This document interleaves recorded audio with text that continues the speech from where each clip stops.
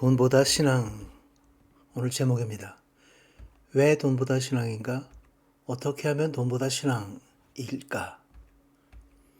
성경의 물질관을 한마디로 말한다면 부는 하나님의 축복이라는 것입니다. 아브라함의 경우도 그렇죠. 복을 주셨습니다. 시편에 보면 복이 있는 자에 대해 설명하면서 그는 시냇가에 심은 나무가 계절에 따라 열매를 맺고 그 잎이 시들지 않는 것처럼 하는 일마다 모두 잘 되리라. 엄청난 축복입니다. 여호와를 경외하고 그 계명을 크게 기뻐하는 사람은 복이 있으니 그 집에 부와 재물이 있고 의로움도 영원히 계속될 것이다. 시편 112편 말씀에도 하나님께서 그렇게 부와 재물을 주신다고 기록합니다. 부와 재물은 하나님의 은혜와 자비의 결과물입니다. 그대는 이 세상에 부유한 사람들에게 명령해서 교만하지 말고 덧없는 재물에 소망을 두지 말며 오직 우리에게 모든 것을 풍성히 주어 누리게 하시는 하나님께 소망을 두게 하여라. 디모데전서에서 사도 바울은 디모데에게 그렇게 권면했습니다. 그러나 부에는 의무가 함께 주어집니다. 궁핍한 사람에 대한 자발적 관대함의 의무가 주어지는 거죠. 또한 선을 행하고 좋은 일을 많이 하고 아낌없이 베풀고 기꺼이 나누어 주게 하여라.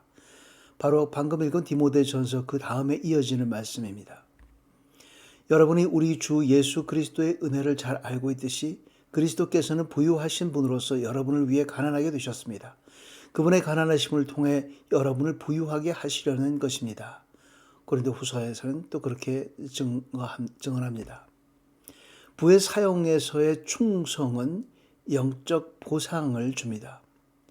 부를 그렇게 의무를 그렇게 자발적 관대함과 함께 충성을 다해 부를 사용할 때 영적 보상을 준다는 말씀이죠. 그러니 불의한 재물을 다루는 데 충실하지 못했다면 누가 참된 재물을 너희에게 맡기겠느냐. 누가복음 16장에서 불의한 재물을 다룬 불의한 청지기의 얘기를 하면서 그렇게 참된 재물에 관해서 언급합니다. 영적 축복이 진짜입니다. 진짜 축복은 물질 축복이 아니라 영적 축복이라는 것이죠. 그것이 우리의 목적입니다. 영적 축복. 안녕하세요. 최우승리 채널의 최승구 목사입니다. 돈보다 신앙. 여러분은 그리스도를 보지 못했으나 사랑합니다. 지금도 여러분은 그분을 보지 못하지만 믿고 말할 수 없는 영광스러운 기쁨으로 즐거워합니다. 이는 여러분이 믿음의 결과로 영혼의 구원을 받기 때문입니다. 베드로전서에서 무엇이 가장 중요한지에 대해서 설명을 합니다. 왜 돈보다 신앙인가? 물질의 소유가 얼마나 위험한지 그 위험성 때문입니다. 너희가 스스로 내 능력과 내 손의 힘으로 이런 부를 얻게 됐다고 말할지 모른다. 그러나 너희 하나님 여호와를 기억하라. 이는 너희에게 재산을 얻을 수 있는 능력을 주셔서 너희 조상들에게 맹세하신 그분의 언약을 오늘날과 같이 이루어지게 하시기 위함이셨다. 신명기 8장에서 분명히 미리 예고하죠. 내 능력과 내 손의 힘으로 이런 재물을 얻었다. 이런 부를 얻었다. 마치 오늘날에 우리에게도 해당되는 말씀입니다. 그녀에게 이스라엘에게입니다. 예루살렘에게 곡식과 새 포도주와 새 기름을 내가 주었다는 것을 그들이 바알을 위해 사용한 금과 은을 그녀에게 넘치도록 준 이가 나였다는 것을 그녀는 알지 못했다. 호세 2장 말씀입니다. 모든 것을 주신 분은 바로 하나님이십니다. 물질을 소유하게 되면 그것이 내 것으로 생각을 하는 것이 잘못된 거죠. 그건 하나님의 것이고 우리는 청지기에 불과합니다. 자, 두 번째는 물질 신뢰의 위험성 때입니다. 물질을 믿는 거예요. 신앙의 방향이 바뀌는 겁니다. 하나님이 주셨는데 하나님을 안 보고 물질을 보는 거죠. 신앙의 방향이 변화되는 것을 죄, 관역이 바뀌는 것을 죄라고 얘기하죠. 하나님을 자기의 힘으로 삼지 않고 자기 많은 재물만 믿고 사악함으로 힘을 키운 사람은 저렇게 되기 마련이다. 시편에서 얘기합니다. 이 위험은 물질 신뢰의 위험은 너무 커서 주님께서는 부자가 천국에 들어가기 매우 어렵다고 말씀하셨고 또 그러면 누가 갈 수 있냐라는 제자들의 질문에 대해서 이렇게 얘기하셨습니다. 사람은 할 수 없지만 하나님께서는 하실 수 있다. 하나님께는 모든 것이 가능하다 하고 말씀하셨습니다. 하나님만이 사람의 마음을 변화시킬 수 있다. 부유한 사람이 그 마음이 물질에 가지 않도록 하는 것도 하나님께서 하실 수 있다는 것이죠. 부가 나쁜 것이 아닙니다.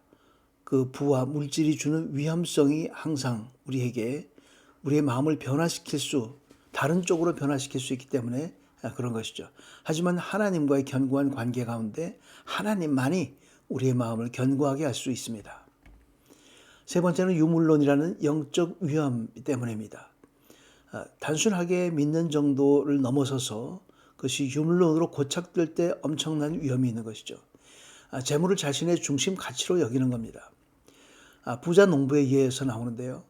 자기를 위해 재물을 쌓아두면서도 하나님께 대해 부유하지 못한 사람의 예를 그렇게 들었습니다.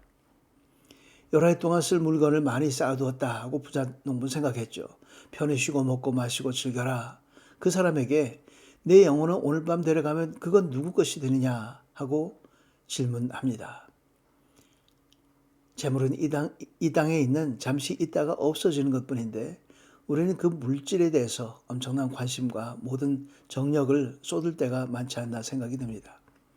라우디가 교회도 비슷했습니다. 내가 말하기를 나는 부자라 풍족해 부족한 것이 하나도 없다 하나 너는 자신이 비참하고 불쌍하고 가난하고 눈멀고 벌거벗은 사람임을 알지 못한다. 아주 형편없는 거죠. 본인은 부자라고 풍족해 부족한 것이 없다. 말도 안 되는 거죠. 아무리 부유하다 하더라도 부족한 것이 있습니다. 그 부족한 것이 없다고 생각한 것이 바로 유물론이 되어버린 것이죠. 네 번째는 부의 유혹입니다. 부가 이 재물의 유혹이 있습니다. 또 가시던 불 가운데 떨어진 씨는 말씀은 들었지만 이 세상의 걱정과 돈의 유혹이 말씀을 막아 열매 맺지 못하는 사람이다. 말씀이 성장해야 되는데 막는 거예요.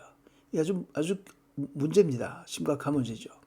그 유혹을 스스로 합리화하고 정당화하면서 말씀을 우리 안에서 성장시키지 못하고 질식시킴으로써 그 삶에서 열매를 맺지 못하는 것입니다. 부의 유혹은 그 유혹에 빠지면 그 덫에 빠지면 그 진흙탕에서 벗어나지 못하는 겁니다. 부함에 대한 욕망은 성경이 자주 경고하는 악입니다. 부자가 되기를 원하는 사람들은 유혹과 올무와 여러 가지 어리석고 해로운 욕심에 떨어지고 만다. 이런 것들은 사람을 파멸과 멸망에 빠지게 한다. 돈을 사랑하면 모든 악의 뿌리다. 돈을 사모하는 어떤 사람들은 믿음에서 떠나 많은 고통으로 자기를 찔렀다. 디모데전서 말씀이죠. 하나님께서 주신 것들에 대해서 만족하는 정신이 필요합니다. 그런 만족하는 정신은 신구약 모두에서 알려주는 가치입니다. 너희 재물이 늘어나더라도 거기에 마음을 두지 말라 시편에서 경고하고 있고요. 우리가 먹을 것과 입을 것이 있으면 이것으로 만족해야 한다고 디모데전서는 얘기합니다. 돈을 사랑하며 살지 말고 지금 갖고 있는 것으로 만족하십시오. 주께서는 친히 내가 결코 너를 떠나지 않겠고 또 결코 버리지 않을 것이다 라고 말씀하셨습니다. 지금 갖고 있는 것으로 만족하라. 중요한 것은 하나님께서 떠나느냐 안 떠나느냐이고 떠나지 않는다는 약속을 붙들라 하고 하나님과의 관계를 긴밀하게 돈독하게 견고하게 하라고 권면합니다. 부의 소유자가 너무나도 자주 빠지는 부의 위험 때문에 부자 계층은 성경에서 종종 비난받을 때가 많이 있습니다. 반면에 축복은 가난한 자에게 나타나고 있죠. 가난은 부자들이 자주 무감각해져 버리는 하나님만 의지하는 신앙을 재촉합니다. 그래서 가난한 자는 복이 있나니라고 예수께서도 말씀하셨던 겁니다. 일부러 그래서 가난해야만 하는 것은 아니고 하나님께서 주신 것을 만족하며 감사하며 살아가는 것이 가장 우선적입니다. 물질에 관심을 두고 물질 중심으로 사는 것이 아니라 하나님과의 관계 중심으로 살아야 한다는 얘기죠. 두 번째, 어떻게 돈보다 신앙을 가질 수 있는가? giving입니다. 주는 겁니다. 주는 행위죠. 구약에서는 11조를 얘기해서 하나님 중심의 정치 제도 밑에서 하나님이 정하신 경제 제도의 일부로서의 11조가 있었지만 신약에 와서는 11조 언급은 별로 많지 않습니다. 헌금이 나오는데요. 헌금에 5가지 원칙이 있습니다. 이제 성도를 위한 헌금에 관해서는 내가 갈라디아의 교회들에게 명한 것 같이 여러분도 그렇게 하십시오. 매주 첫날에 여러분 각자가 수입에 따라 저축해서 내가 갈 때 헌금하는 일이 없게 해 주십시오 하고 고린도전서에서 권면합니다. 자, 요 끝에 구절을 분석해 보면 거기 헌금의 5가지 원칙이 나오는데요. 첫 번째는 정기적으로 매주 첫날에, 두 번째는 개인적으로 여러분 각자가 수입에 따라서 비율로 준비해서 저축해서 풍성하게 내가 갈 때 헌금하는 일이 없도록 이 풍성하게 부분을 다시 한 번 더 보겠습니다. 여러분은 모든 일, 곧 믿음과 말씀과 지식과 모든 열심과 우리에 대한 사랑의 풍성한 것 같이 이 은혜로운 일에도 풍성하도록 하십시오.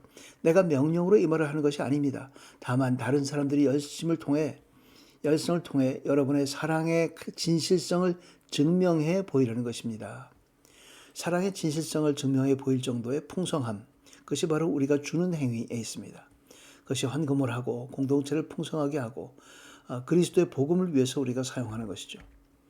자, 두 번째, 빈곤의 원인과 사회 정의의 문제가 있습니다. 자, 빈곤해지는 사람들이 그 원인이 있고 또 사회적인 문제가 발생합니다. 빈곤의 원인은 여러 가지가 있는데요. 전쟁이나 기근이나 뭐 이런 것들 때문에 외적인 일들 때문에 빈곤해지는 수도 있습니다. 혹은 개인적인 게으름 때문에 빈곤해질 때도 있습니다. 또는 하나님께서 특별히 연단시키시기 위해서 연단 과정으로서의 빈곤함도 있습니다. 그런 여러 가지 원인을 살펴봐야 합니다. 가난하다고 해서 무조건 다 도와줘야 되는 것이 아니라 그것을 보고 그 상황 가운데서 어떻게 하면 좋을지를 생각해서 도와줘야 하는 것이죠. 사회적인 문제가 발생합니다. 성경은 물질적 평등이 아닌 모든 사람의 공평한 존엄성을 대우해 주는 것을 중요하게 얘기합니다. 모든 사람들이 공평하다는 것, 그 존엄하다는 것, 하나님의 형상을 닮았다는 것, 이런 것들이 중요하다는 것이죠.